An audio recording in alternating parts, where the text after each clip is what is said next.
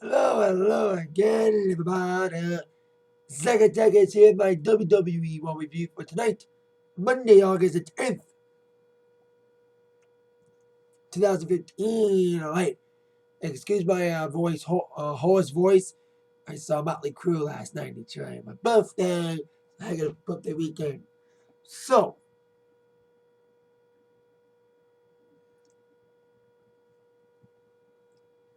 we're about 13 days from SummerSlam, and as of tonight, we only had maybe like 3 matches named. Now we've had a lot of matches announced tonight, including seemingly confirmation for a big title versus title match between John Cena and Seth Rollins. But besides that, besides naming SummerSlam matches, the overall show with the build up for those matches that were announced, a decent fun show. We had a fun triple threat match tonight. Main event was okay. Some other decent things that happened on one night, including the appearance of Steve Armell. I kept calling him Arnell. I think I called him Arnell on the Attack Sports today. It's Armell, not Arnell. I thought it was Arnell, but it's Armell. As he's been taunting Stardust for the last couple of weeks on Twitter, he get to physically confront him this evening. Let's get on down to business. And also we had the Yes Man on Miz TV. But before we get to all that, we have to get to the beginning. There is a beginning to everything.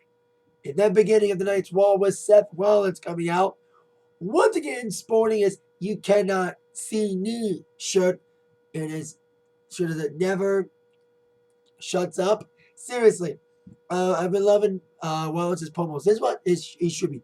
Fuck being the authority. Screw JJ Security. Screw Kane. Just have Rollins being his own guy. I thought he was going to split from them after Money in the Bank, but then he reunited with them. We had to take on Lesnar. Battleground. But now he split from him again. So I'm glad that they were taken out by Lesnar. We haven't seen him since. So I'm glad Rollins is his own guy. Again, delivering some fun promos, including tonight with a fun promo. I kind of like Cena being gone because it adds more to Rollins. You know, he's acting all braggadocious by bringing Cena's nose, which he should be at a fun segment with him, making some great promos. Like, he's not straight out of Compton, he's straight out of action. The promotion was straight out of Compton, a movie coming out this Friday. I even saw a person with a sign in Seattle. These are crowds tonight in Seattle, by the way, with straight out of Curry sign. And then he said, "Oh, John Cena is here, but via satellite." It was just a picture of Cena with his broken nose tilted and what looked like Wallace's lips. That was kind of funny. He's on. Cena is really supposed to guest on Tough Enough, and Rollins is like, "You want to be on Tough Enough, yet you don't want to be here on Raw to face me and accept my challenge in person." And this fake Cena picture's like, "No, I'm gonna be on Tough Enough because I'm starting from the bottom because of you." Because I like what also Rollins said. Hustle, loyalty, respect instead of to surgery, recovery, rehab. So the fun promo Rollins was delivering until it was interrupted by Cesaro, sporting a little bit of mark of his eye. We've got a little yellow eye instead of pink, black eye. So he wants a shot at Rollins because last week Rollins had the WWE Whatever Championship Open Challenge in a great match against Neville. Rollins claimed there was a one-time thing, and then all of a sudden here comes Randy Orton and Kevin Owens to throw their names in a hat of people who would love to take the open challenge from Seth Rollins. So Triple H came out saying that John Cena is still 50-50, even though WWE.com may have officially announced that Cena will be healthy in time for the match against Rollins in the title versus title match. That is, if Rollins would survive tonight, though. Before defending his title against Cena, presumably, he has to defend his title tonight in the main event against the winner of a triple threat match that was made by Triple H, Randy Orton, Cesaro, and Kevin Owens. So we get to that match a little bit, and I told that was a triple threat. I was talking about that was a fun triple threat tonight. Totally have fun that triple threat really was. Until then, on to our first match of the evening, which shall be a Divas match, a 6-Diva tag team match involving Team B.A.D, Tamina, Naomi, and Sasha Banks, taking on Team Bella, Nikki, Brie, and recovering from her concussion, Alicia Fox, with the PCB at ringside. Now, last week, their name, of course, Paige, Charlotte, and Becky, they had a team name of the Submission Sorority. Well, apparently WWE forgot to do their research because it turned out that the Submission Sorority was actually the name of a porno site.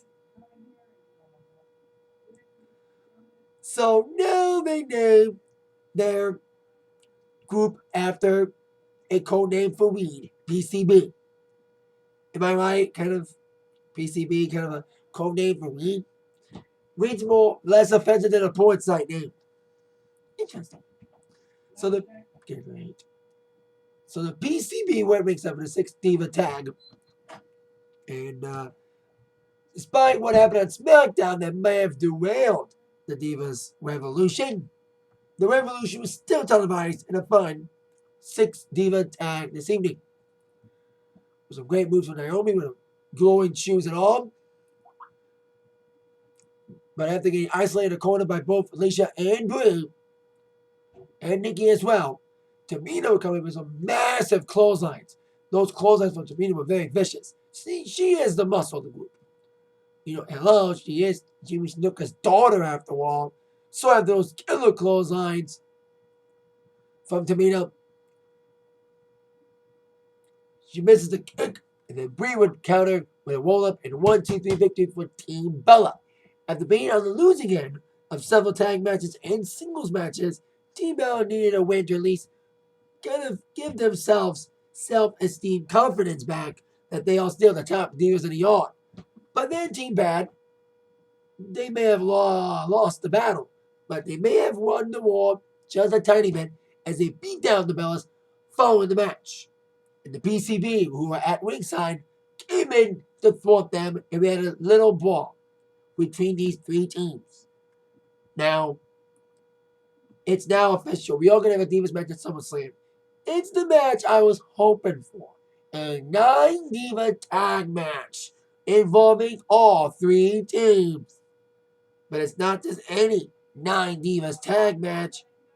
It's a 9 Divas tag elimination match. Great. Makes it more exciting, man. There isn't a lot of time, but here's the thing. I wonder how they're going to do this. When it comes to how you are eliminated, are they going to eliminate by individual or team? Like, option A would be if you're pinned, you're out. Completely out of the match. Individual. Or is it going to be if one person gets pinned, their entire team is out? Because remember they did that. They had tag team Survivor Series matches back in the late 80s. I think like the first 2 years, like 87, 88. They had like 10 teams against each other. And if one member of a team gets pinned, the entire team is out. Are they going to do that? Are they going to have that rule that if one person gets pinned, their team is out? Or are they going to be eliminated person by person? That's what I'm trying to say. Are they going to eliminate person by person or team by team?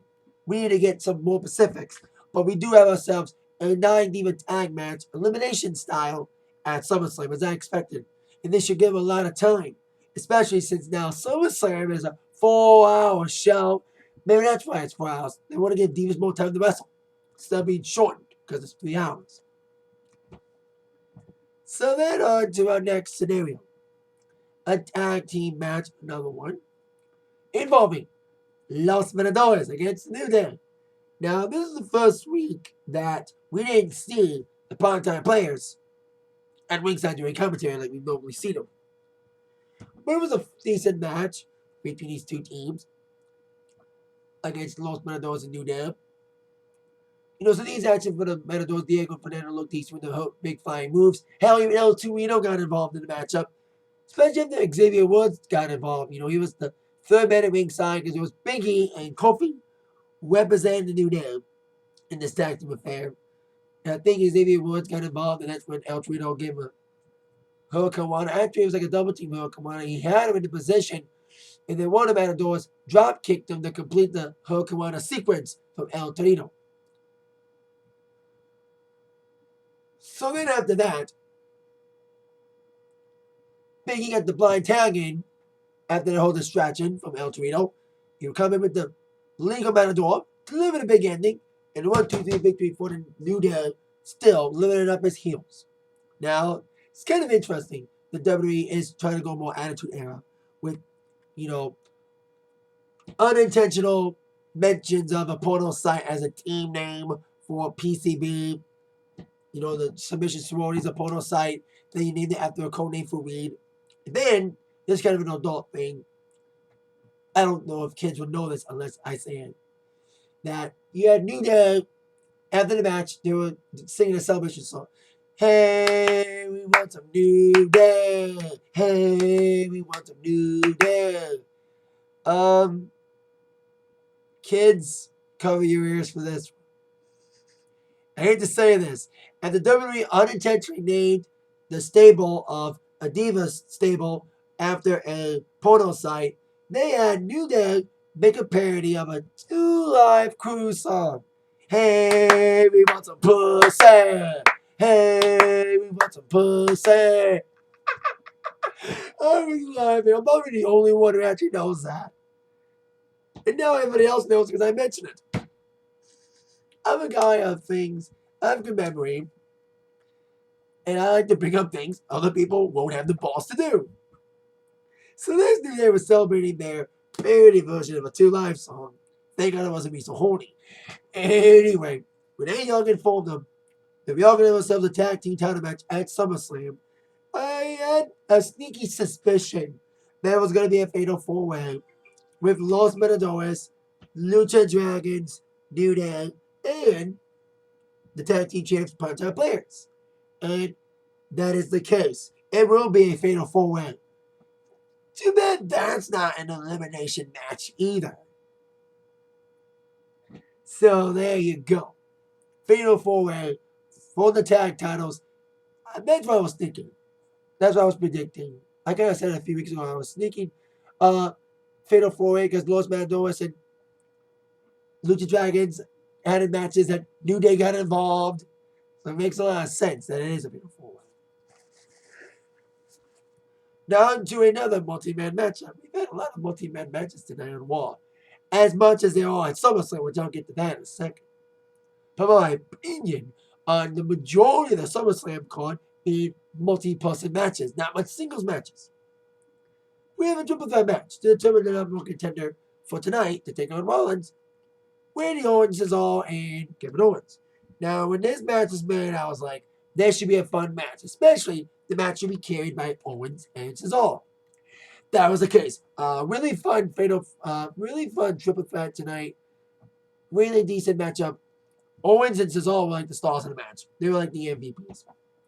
There was a Cesaro section signs and Owens fan signs. There were some great spots. Some flying moves like Owens in a big splash off the top rope at one point. So did Cesaro. Even a flying forearm. That was a cool spot. There was some fun. The double suplex by both Orton and Cesaro on the Owens. There's a lot of great spots in this match. The uppercut, I think there's a lot of like uppercut battles with Orton and Cesaro and Orton and Owens and so on. Owens and Cesaro as well, like uppercut matches. Lots of big splashes, but it's both guys. I think everyone tried to go for the finishes at some point.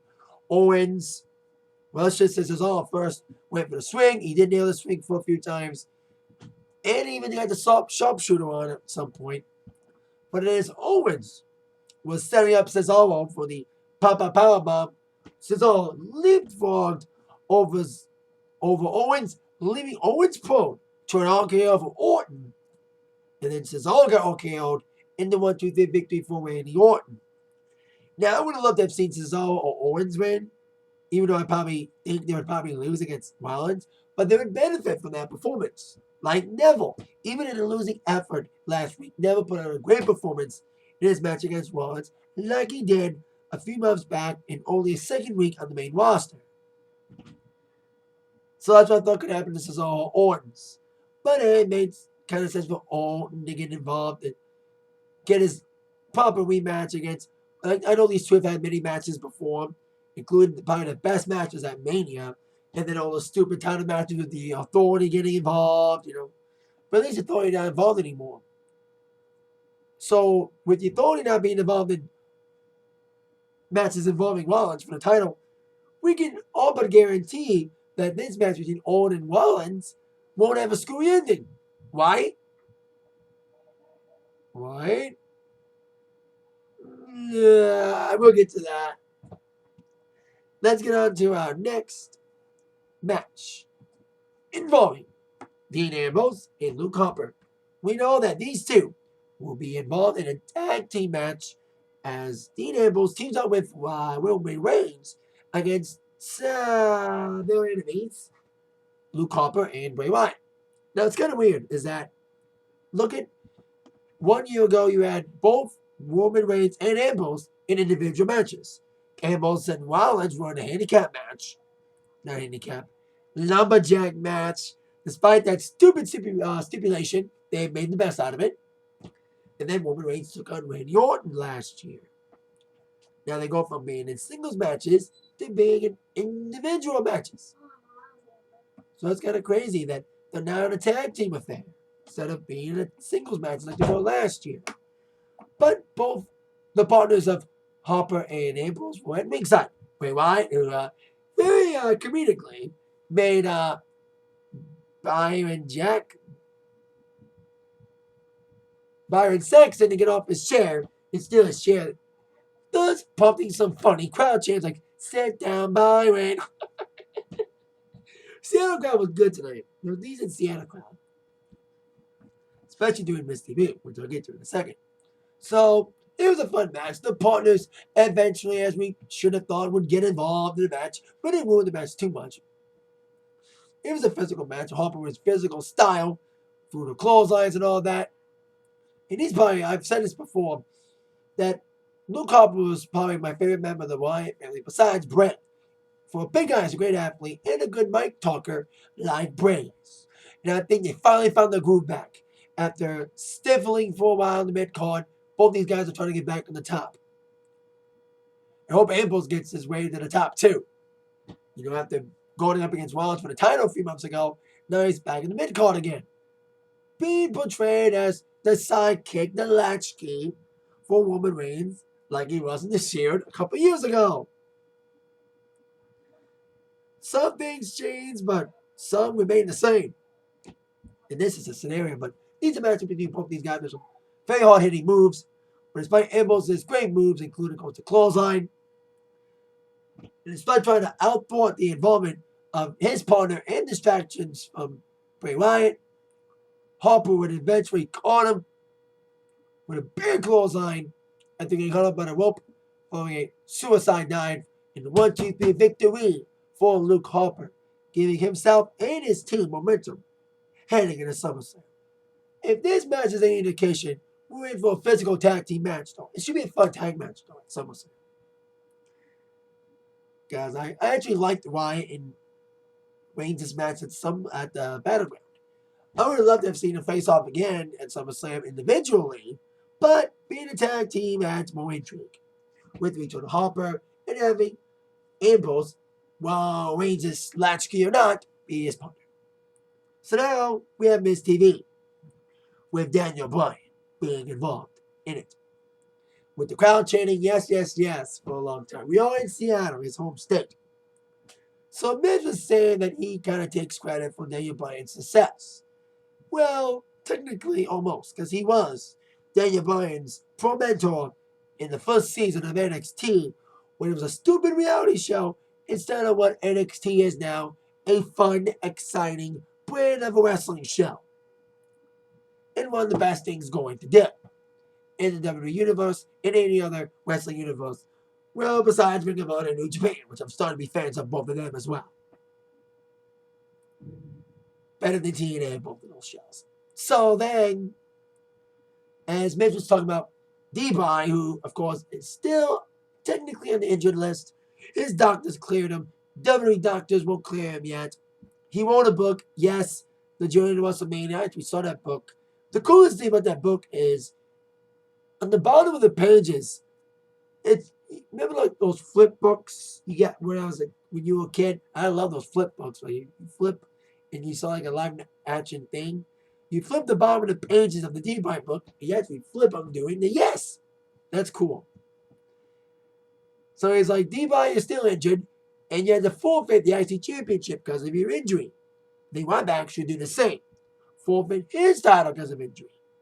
That bumped to the Big Show and the return of Ryback back from a staph injury, apparently has swelling, which was swollen big time because of an injury. I saw like a picture of his swollen up knee. It was huge. Apparently his swelling has went down, and he's able to finally have the match that was supposed to be a battleground, a triple threat match involving himself, Miz, and Big Show for the Intercontinental Championship.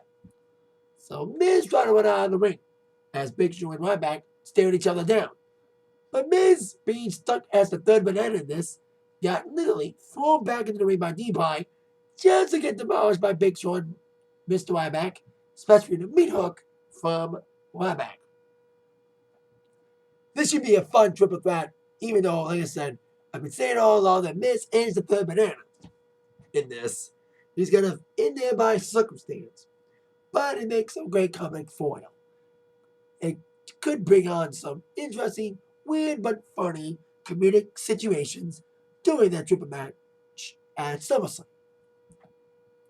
So there you go. Now on to our next match. We had Neville taking on King Barrett. Now Stephen Amell has been at ringside the entire night, cheering on Neville, or basically anyone that's feuding against Stardust, because these two have been talking months and months on social media. So we had Neville against Barrett. Okay, little squasher. Despite Barrett having an early barrage, pun the pun, because that was one of his things, the Barrett barrage of big heavy hits and kicks. Neville eventually tripped him up with a big kick, setting up for the Red Arrow, with the Green Arrow at ringside, and the 1-2-3 victory for Neville. Neville didn't have time to celebrate, though, because here comes Stardust, beating down Neville at ringside. In the ring, with the Green Arrow watching from ringside. So with Neville down, Stardust got right into Stephen Amell's face, shoved him, prompting Stephen Amell to jump the barricade, jump in the ring, beat the crap out of Stardust until security got him off. Now, basically, this is a setup for a match at SummerSlam. There had been rumors for weeks that Stephen Amell was going to wrestle Stardust, that the seeds were planted about these two, being in the match at SummerSlam. But after Dusty Rhodes passed away, it was seemingly possible that the match may not happen. Because is Cody going to be wrestling by that time? Is he going to be fully recovered from his dad's death? But now he's back, and the match with Amell is happening at SummerSlam. A little differently than we thought. Since Amell is not an accomplished wrestler, they need backup. So we're going to have ourselves a tag team match with King Barrett and Stardust against Stardust's enemies, arch rivals, Neville and the Green Arrow. He may wear his costume, especially with Triple H saying, "You want to be in this? You want your lawyers to sign up on this? I'm going to wash my hands clean. You want a piece of the action? You want to risk injury, boy? You're an actor. But you want it, you got it. Get your lawyers to sign the contracts by tomorrow at 9. That storyline term for hell yeah. So there you go with that. In the midst of that excitement, I did mention there was a match before the Neville Barrett match. Squasher, Rusev against Mark Henry. It'll be no contest because somewhere would get involved, distracting Henry, and Lana was at ringside commentating, and she pulled somewhere off the ring and had a little cat fight until somebody shoved her down and got her back in the ring and did the accolade on Lana. Kind of a sloppy accolade, but what can you expect? It's a woman trying it. So then Rusev would bring the flag down. Now, instead of a Russian flag, it's a Bulgarian flag with his face on it. Interesting. Now, I thought we could probably have a mixed tag match involving Rusev and Samuel against Lana and Ziggler. But Lana said on commentary that Ziggler, who's still storyline recovering from his storyline injury with the crutch against his throat to make a movie, Lana says he won't be back until after SummerSlam. So we may not have a mixed tag, but can we still have a Lana Summer match? Time will tell. So there you go. Now, before we get to our main event, we have a little thing for SummerSlam next week. The Raw before SummerSlam. I bet you Cena will make an appearance next week to at least kind of say, hey, I will be at SummerSlam. And we're also going to have Brock Lesnar and Taker be on Raw for the first time in the same building since after Battleground, a big brawl. So I expect a lot of hostile security arrangements to be made to separate these two and make sure that what happened a couple weeks ago won't happen again. And if it does, then we'll be waiting for it. Now on to the main event for tonight's Raw. For the WWE World Heavyweight Championship, Randy Orton against Seth Rollins. Now these two have wrestled a lot of times, and that Mania match is probably my favorite. And this match was decent for being the main event of Raw tonight. Rollins, I think, is trying to look for his identity again with these great promos he's been delivering, like trolling people with the Cena shirts. Now I've been loving the trolling mood. Hell, besides trolling Cena with his t-shirt, he trolled Orton by even doing his Hangman DDT and doing the pose. Kind of like what Owens did in the match. Owens trolled Orton by doing his pose. And even at one point, Rollins was trying to set up for the RKO, but never happened. So I love that Rollins is trying to be a troll. This is better than the recent, let's say this match between Owens and Rollins, better than the recent matches. Better than matches that the Authority got involved doing it. So, and also, go back to Rollins losing his identity. He lost it with the Authority, especially if he lost his identity piece with getting rid of the curb stuff. I still miss that. I'm not the only one. Safety concern, PR move, stupid. So, main event was a fun, decent main event with some decent action for both fellas. Some big kicks from Rollins, nasty clotheslines, even a big superplex from Orton at one point.